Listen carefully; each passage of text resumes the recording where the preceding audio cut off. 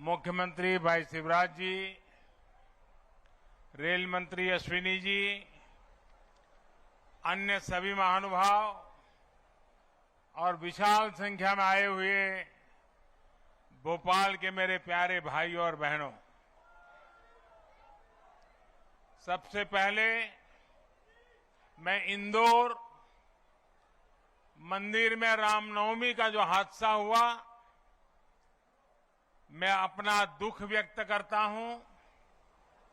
इस हादसे में जो लोग असमय हमें छोड़ गए, उन्हें मैं श्रद्धांजलि देता हूं। उनके परिवारों के प्रति अपनी संवेदना व्यक्त करता हूं। जो श्रद्धालु जख्मी हुए हैं, जिनका अस्पताल में इलाज जारी है, मैं उनके जल्द स्वास्थ्य की भी कामना करता हूं। साथियों, आज एमपी को अपनी पहली वंदे भारत एक्सप्रेस ट्रेन मिली है। वंदे भारत एक्सप्रेस से भोपाल और दिल्ली के बीच का सफर और तेज हो जाएगा। ये ट्रेन प्रोफेशनल्स के लिए, नौजवानों के लिए, कारोबारियों के लिए नई सुविधा लेकर के आएगी। साथियों, ये आयोजन जिस आधुनिक और भव्य रानी कमलापति स्टेशन पर हो रहा है, उसका लोकार्पण करने का सौभाग्य भी आप सबने मुझे दिया था। आज मुझे यहीं से दिल्ली के लिए भारत की आधुनिकतम वंदे भारत ट्रेन को रवाना करने का आपने अवसर दिया है। रेलवे के इतिहास में कभी बहुत कम ऐसा हुआ होगा कि एक ही स्टेशन पर इतने कम अंतराल में किसी प्रधानमंत्री का दोबारा आना हुआ हो।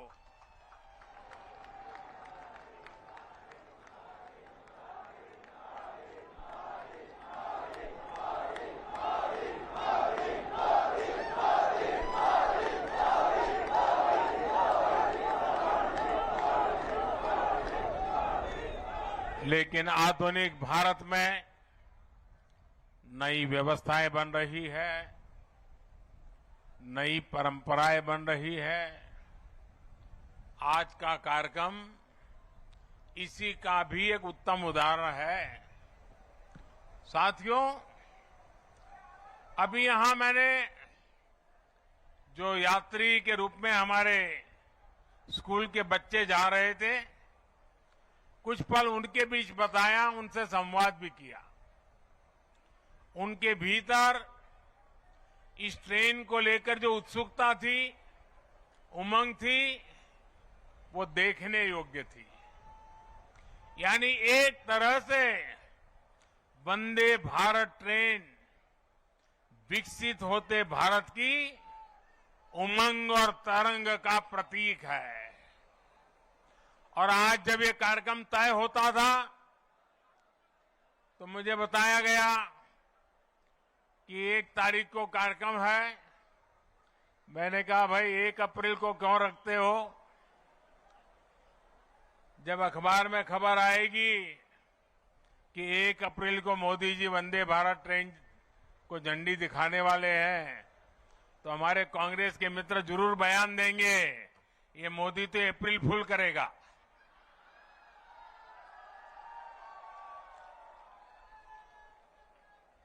लेकिन आप देखते हैं 1 अप्रैल को ही ये ट्रेन चल पड़ी है। साथियों, ये हमारे कौशल, हमारे सामर्थ्य, हमारे आत्मविश्वास का भी प्रतीक है। और भोपाल आने वाली ये ट्रेन तो पर्यटन को सबसे ज्यादा मदद करने वाली है। इससे सांची स्तूप, भीमबेटका, भोजपुर और उदयगिरी गुफा जैसे पर्यटन स्थलों में आवाजाही और बढ़ने वाली है। और आपको पता है कि पर्यटन बढ़ता है तो रोजगार के अनेक अवसर बढ़ने लग जाते हैं, लोगों की आय भी बढ़ती है। यानी ये वंदे भारत लोगों की आय बढ़ाने का भी माध्यम बनेगी, क्षेत्र के विकास का माध्यम भी बनेगी। साथियों, 21वीं सदी का भारत अब नई सोच, नए अप्रोच के साथ काम कर रहा है। पहले की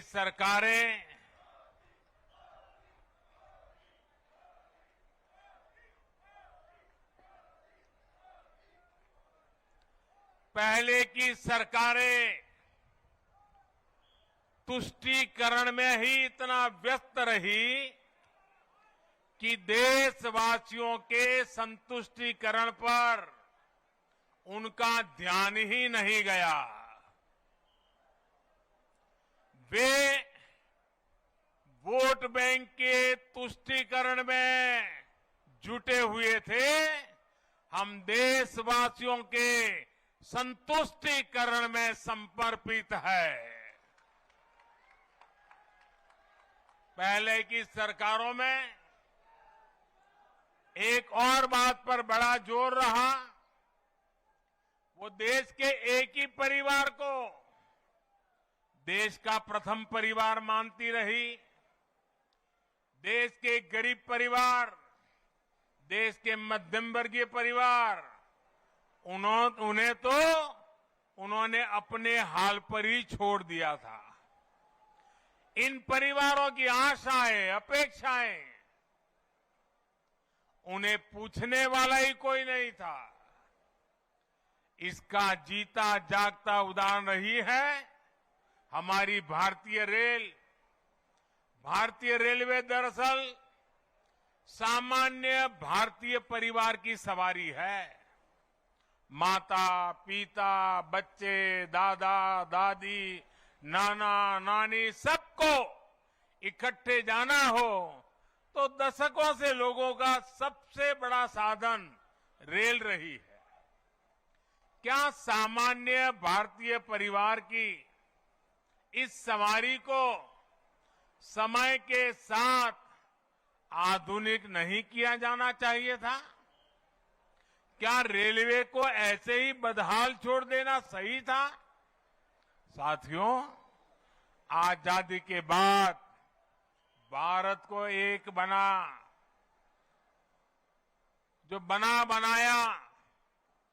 बहुत बड़ा रेलवे नेटवर्क मिला था। तब की सरकारें चाहती तो बहुत तेजी से रेलवे को आधुनिक बना सकती थी, लेकिन राजनीतिक स्वार्थ के लिए, लोक लुभावन वादों के लिए रेलवे के विकास को ही बलि चढ़ा दिया गया। हाल तो ये थी कि आजादी के इतने दशकों बाद भी हमारे नॉर्थ ईस्ट के राज्य ट्रेन से नहीं जुड़े थे। साल 2014 में जब आपने मुझे सेवा का अवसर दिया तो मैंने तय किया कि अब ऐसा नहीं होगा। अब रेलवे का कायाकल्प होके रहेगा। बीते 9 वर्षों में हमारा ये निरंतर प्रयास रहा है कि भारतीय रेल दुनिया का श्रेष्ठ रेल नेटवर्क कैसे बने।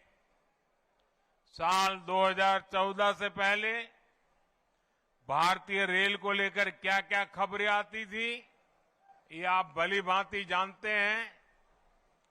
इतने बड़े रेल नेटवर्क में जगह जगह हजारों मानव रहित फाटक थे। वहां से अक्सर दुर्घटनाओं की खबरें आती थी। कभी कभी स्कूल के बच्चों की मौत की खबरें दिल दहला देती थी।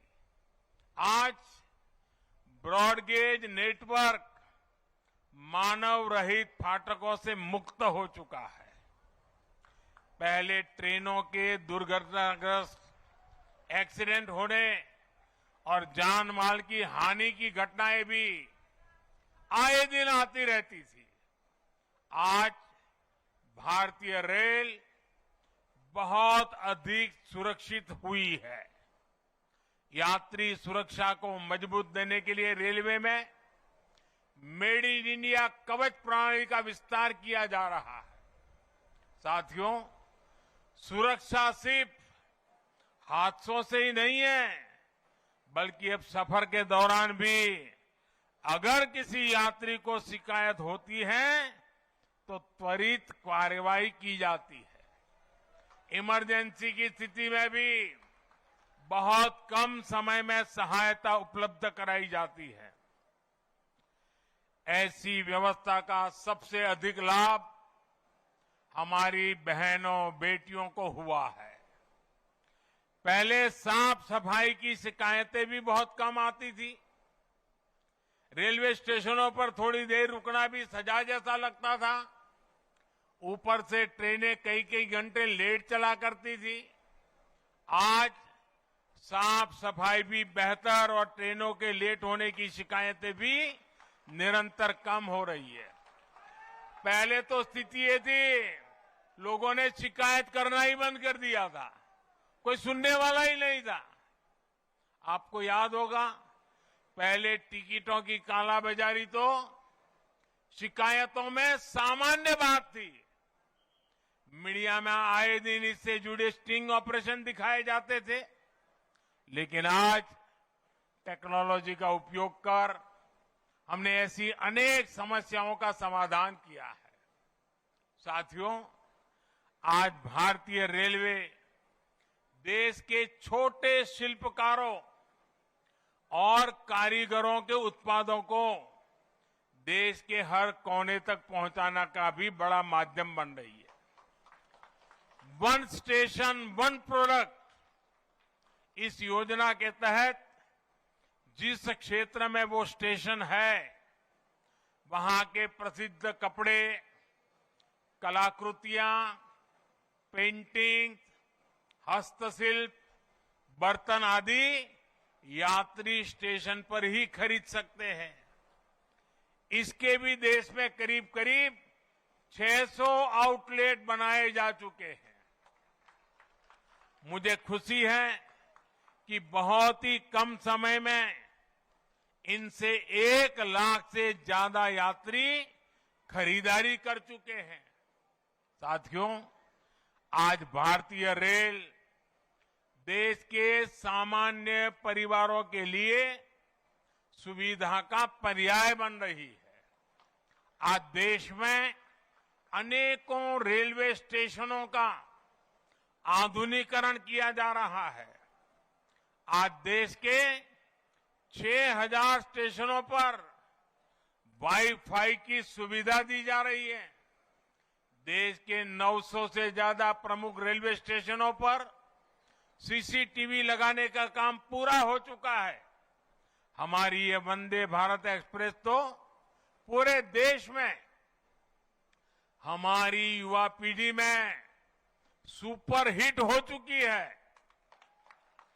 साल भर इन ट्रेनों की सीटें फूल जा रही है। देश के हर कोने से वंदे भारत चलाने की मांग की जा रही है। पहले सांसदों की चिट्ठियां आती थी, तो चिट्ठी क्या आती थी? सांसद लिखते थे, फलानी ट्रेन इस स्टेशन पर रोकने की व्यवस्था हो, अभी 2 स्टेशन पर रुकती है, 3 पर रोकने की व्यवस्था हो, यहां रोकी जाए, वहां रोकी जाए, यही आता था। आज मुझे गर्व है, मुझे संतोष है, जब सांसद चिट्ठी लिखते हैं और मांग करते हैं कि हमारे यहां भी वंदे भारत जल्दी से जल्दी चालू हो।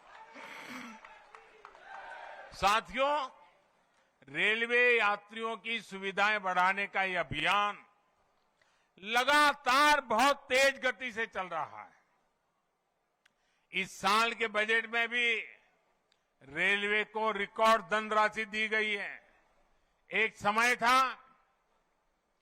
जब रेलवे के विकास की बात होते ही घाटे की बात की जाती थी, लेकिन अगर विकास की इच्छा शक्ति हो, नीयत साफ हो और निष्ठा पक्की